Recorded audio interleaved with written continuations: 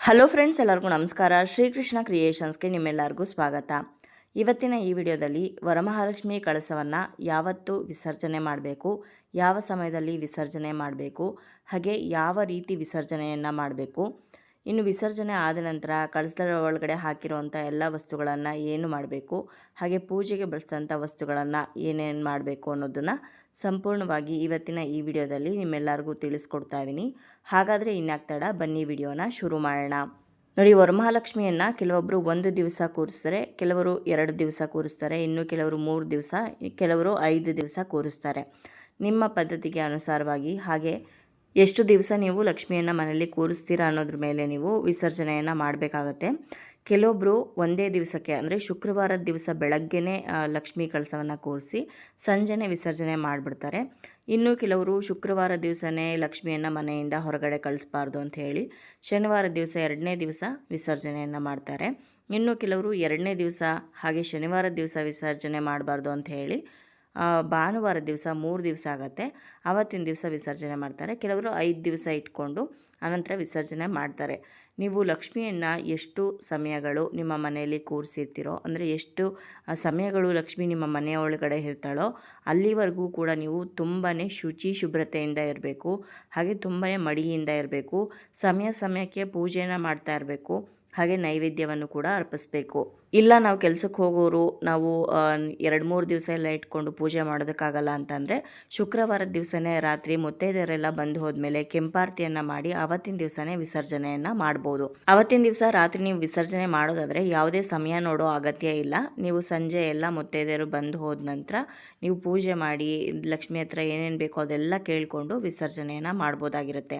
ಇನ್ನು ಶನಿವಾರದ ದಿವಸ ನೀವೇನಾದರೂ ವಿಸರ್ಜನೆ ಮಾಡ್ತೀರಾ ಅಂತಂದರೆ ರಾಹುಕಾಲ ಬಿಟ್ಟು ಬೇರೆ ಸಮಯದಲ್ಲಿ ನೀವು ಬೆಳಗ್ಗೆನೇ ಎದ್ದು ಸ್ನಾನ ಮಾಡಿಕೊಂಡು ಪೂಜೆಯನ್ನು ಮಾಡಿ ಏನಾದರೂ ಸಿಹಿಯನ್ನು ಮಾಡಿ ನೈವೇದ್ಯ ಮಾಡಬೇಕಾಗತ್ತೆ, ಅಥವಾ ಹಣ್ಣು ಕಾಯನ್ನು ಒಡೆದು ನೈವೇದ್ಯ ಮಾಡಬೇಕು. ನೈವೇದ್ಯ ಆದ ನಂತರ ಕೆಂಪು ನೀರಿನ ಆರತಿ ಮಾಡಿ ಸ್ವಲ್ಪ ಹೊತ್ತು ಬಿಟ್ಟು ಅನಂತರ ನೀವು ರಾಹುಕಾಲ ಹೊರತುಪಡಿಸಿ ಬೇರೆ ಸಮಯದಲ್ಲಿ ವಿಸರ್ಜನೆಯನ್ನು ಮಾಡ್ಬೋದು. ಮಧ್ಯಾಹ್ನ ಸಮಯದಲ್ಲಿ ಹಾಗೆ ಸಂಜೆ ಸಮಯದಲ್ಲೆಲ್ಲ ವಿಸರ್ಜನೆ ಮಾಡೋದಕ್ಕೆ ಹೋಗಬೇಡಿ ಶನಿವಾರದ ದಿವಸ ಮಾಡೋದಾದರೆ. ಹಾಗೆ ಭಾನುವಾರ ದಿವಸ ಮಾಡ್ತೀರಿ ಅಂತ ಅಂದ್ರೂ ಕೂಡ ಶನಿವಾರ ಬೆಳಗ್ಗೆ ಸಾಯಂಕಾಲ ಪೂಜೆಯನ್ನು ಮಾಡಬೇಕಾಗತ್ತೆ. ಭಾನುವಾರ ದಿವಸನೂ ಕೂಡ ಬೆಳಗ್ಗೆ ಪೂಜೆ ಮಾಡಿ ನೈವೇದ್ಯ ಮಾಡಿ ಕೆಂಪಾರತಿಯನ್ನು ಮಾಡಿ ಅನಂತರ ನೀವು ರಾಹುಕಾಲ ಇಲ್ಲದೆ ಇರೋವಂಥ ಸಮಯದಲ್ಲಿ ವಿಸರ್ಜನೆಯನ್ನು ಮಾಡಬೇಕು.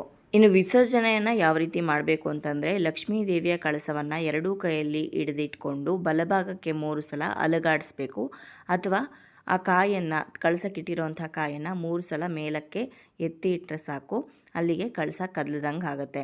ನೀವು ಗಣಪತಿ ಲಕ್ಷ್ಮಿ ವಿಗ್ರಹ ಎಲ್ಲ ಇಟ್ಟಿದ್ರೆ ಅದೆಲ್ಲದನ್ನು ಕೂಡ ವಿಸರ್ಜನೆಯನ್ನು ಅಂದರೆ ಅದನ್ನು ಕೂಡ ಕದಲಿಸ್ಬೇಕಾಗತ್ತೆ. ಅಥವಾ ಲಕ್ಷ್ಮಿ ಮೇಲಿರುವಂಥ ಹೂವನ್ನು ಬಲಭಾಗಕ್ಕೆ 3 ಸಲ ಹಿಂಗೆ ಅಲುಗಾಡಿಸಿದ್ರು ಕೂಡ ಸಾಕು, ಅಲ್ಲಿಗೆ ವಿಸರ್ಜನೆ ಆದಂಗೆ ಆಗುತ್ತೆ.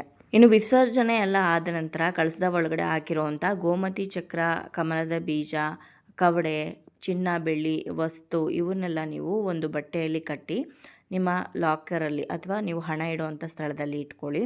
ಇನ್ನು ಆ ಕಳಸದಲ್ಲಿರುವಂಥ ನೀರನ್ನು ಸ್ವಲ್ಪ ಮನೆಗೆಲ್ಲ ಪ್ರೋಕ್ಷಣೆ ಮಾಡಿ ನಿಮ್ಮ ಜಮೀನಿಗಾಗಲಿ ಅಥವಾ ಒಂದು ಮರದ ಕೆಳಗಡೆ ಆಗಲಿ ಹಾಕ್ಬಿಡಿ. ಇನ್ನು ಕಳಸಕ್ಕಿಟ್ಟಿರುವಂಥ ಕಾಯಿ ಮತ್ತು ಅಕ್ಕಿಯನ್ನು ಸಿಹಿ ಪದಾರ್ಥವಾಗಿ ನೈವೇದ್ಯ ಮಾಡಿ ಅನಂತರ ನೀವು ಮನೆ ಮಂದಿ ಸೇವನೆ ಮಾಡ್ಬೋದು ಪ್ರಸಾದದ ರೀತಿಯಲ್ಲಿ.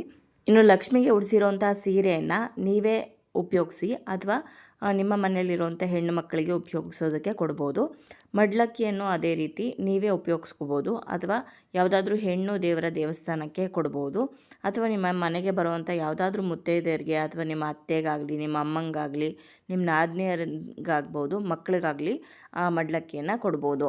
ಇನ್ನು ಪೂಜೆಗೆ ಬಳಸಿರುವಂಥ ಹೂಗಳು, ಪತ್ರೆಗಳು, ಬಾಳೆಕಂದು, ಮಾವಿನ ಸೊಪ್ಪು ಇದನ್ನೆಲ್ಲದನ್ನು ಕೂಡ ಯಾರೂ ತುಳಿದೇ ಇರೋವಂಥ ಕಡೆ ಯಾವುದಾದ್ರೂ ಮರದ ಕೆಳಗಡೆ ಹಾಕ್ಬಿಟ್ರೆ ಒಳ್ಳೆಯದು.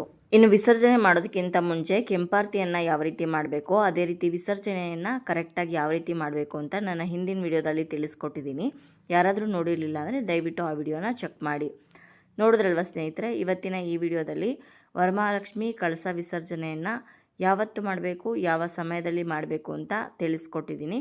ಇವತ್ತಿನ ಈ ವಿಡಿಯೋ ನಿಮ್ಗೆ ಇಷ್ಟ ಆಗಿದೆ ಹಾಗೆ ಉಪಯೋಗ ಆಗಿದೆ ಅಂತ ಭಾವಿಸ್ತೀನಿ. ವಿಡಿಯೋ ಇಷ್ಟ ಆದರೆ ಲೈಕ್ ಮಾಡಿ, ಬೇರೆಯವ್ರಿಗೂ ಕೂಡ ಶೇರ್ ಮಾಡಿ, ಹಾಗೆ ನಿಮ್ಮ ಅನಿಸಿಕೆ ಅಭಿಪ್ರಾಯವನ್ನು ಖಂಡಿತವಾಗ್ಲೂ ಕಮೆಂಟ್ ಮುಖಾಂತರ ಬರೆದು ತಿಳಿಸಿ. ಮತ್ತೊಂದು ಉಪಯುಕ್ತ ಪೂಜಾ ಮಾಹಿತಿಯೊಂದಿಗೆ ನಿಮ್ಮನ್ನ ಮತ್ತೆ ಭೇಟಿ ಆಗ್ತೀನಿ. ಅಲ್ಲಿಯವರೆಗೂ ಧನ್ಯವಾದಗಳು. ಲೋಕ ಸಮಸ್ತ ಸುಖಿನೋ ಭವಂತು.